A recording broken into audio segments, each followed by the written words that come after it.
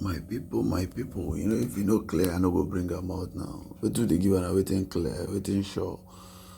Alright? So waiting day this morning, I just normal thing, we just come board, we just think about this whole Christianity matter, We don't know how it's come, we don't know how it go. We just hear from a particular source say yes, it come from like this and name Christianity now people they call them Christ like and all of that. And so Christianity use boss art.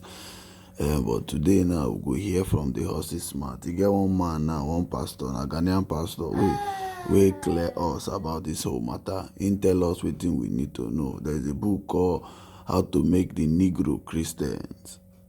During that slave era, now he write that book because since he say this thing really brainwash these people, so he's making use that thing follow us. So now he use they follow us now. So I won't make you just watch me, not be saying me talk. I'm just watch, listen to the man.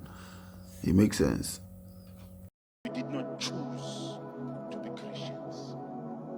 Christianity was imposed on us with the most vile, violent, inhuman methods that you can perceive. This book also clearly identifies the fact that for black people to become Christians, it was more for the advantage of white people than it was for the advantage of black people. It served the best interest of white people for me to be a Christian than it does serve my interest. Another point, it talks about this guy called Dr. Reverend Charles Colcock Jones. Dr. Charles Colcock Jones was a slave master who had plantations, about 6-7 plantations. And in each plantation, there were slaves. There were black slaves. Now, in the north, black people were not even allowed to worship God.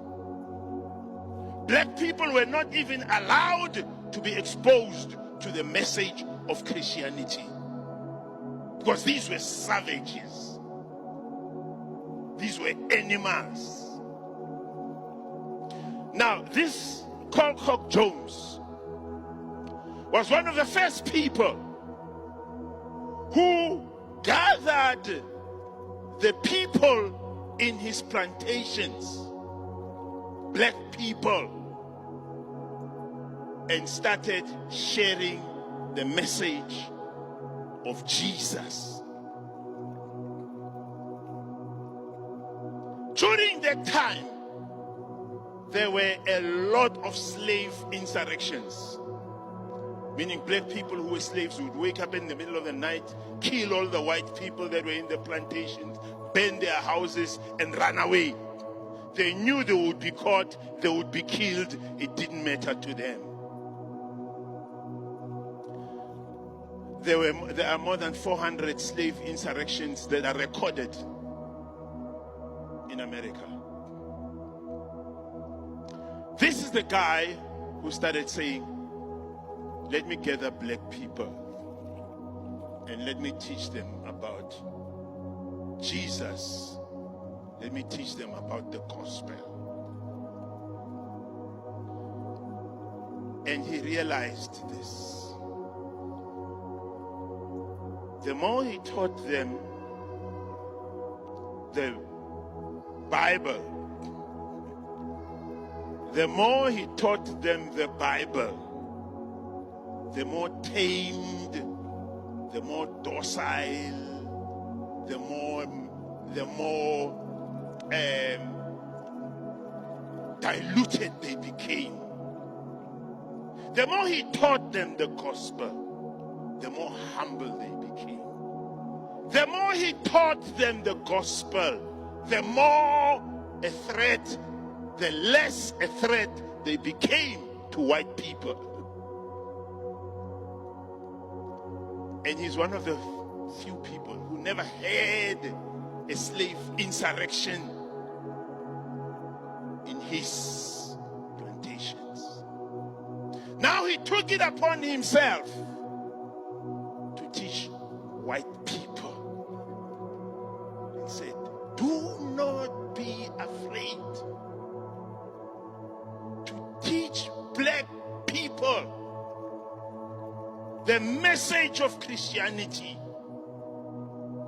because it makes them less militant, it makes them docile, it makes them humble, it makes them controllable.